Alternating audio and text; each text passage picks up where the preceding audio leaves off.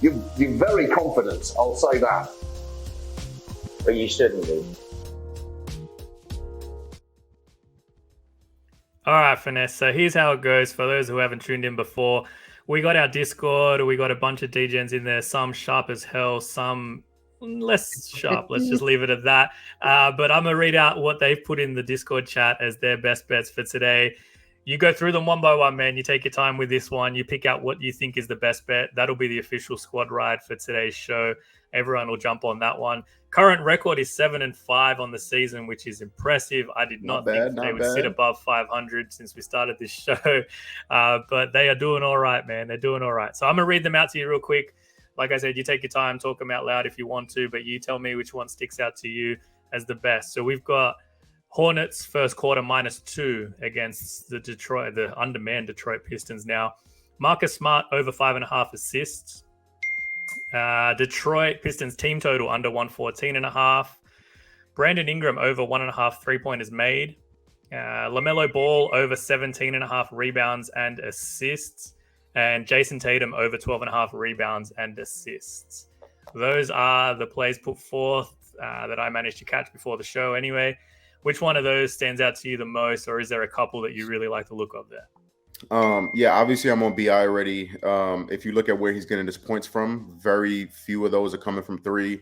He's a guy that can go 1 of 4, 1 of 5 from three. So not super confident in his threes. It can hit in the first quarter, but not super confident about that. Much prefer his points. LaMelo's tough. I think they said Charlotte first quarter as well. This missing player theory is strong as fuck.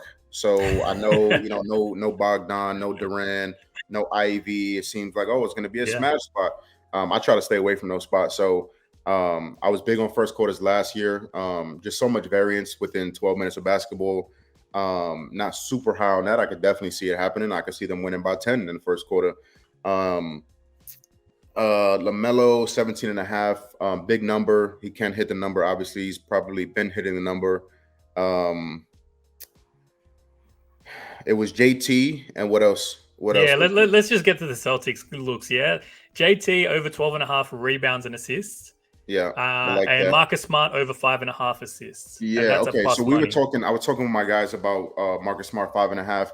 You look at his hit rate, hasn't really been there, but without JB, the assists are there.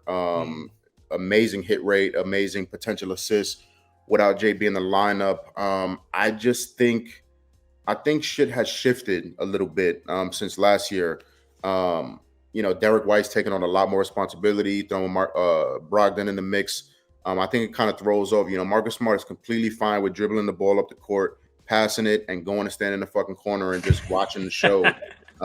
So I don't mind the 5.5. I believe it was plus money last time I looked at it. That's the only way I would take it is plus money for 5.5. Not mad at that. I think my favorite one would be the 12.5 rebounds and assists. I like Jay. I was looking at his PRAs earlier as well. I think he has a game. Who are you going to put on him? Probably PJ Tucker. But we love the screen game. We love to kind of hunt matchups. So I think JT's going to do that as well. Coming off a subpar game, he did hit the game winner, but it was still a subpar game against another good defense. So it'd probably be JT. I mean, we're usually getting a number at 13.5 to 14.5. So we're getting that slight discount probably because of the matchup. I think it's going to be a good game tonight. I think we're going to see some points. I think it'll be an explosive game. So with that said, probably be JT over 12.5 rebounds and assists. I like it a lot as well because I think JT is going to spend a lot of time playing the 4 in this particular matchup. And when he does play the 4, he crashes the boards, man. He's very active, cleaning up the boards defensively. And I think that there's going to be high potential for a pretty high assist output for him in this one as well, just with how New York plays defensively. When he drives, they are going to collapse in on him. He's become really good at reading those situations, kicking out to the open guy in the corner as well.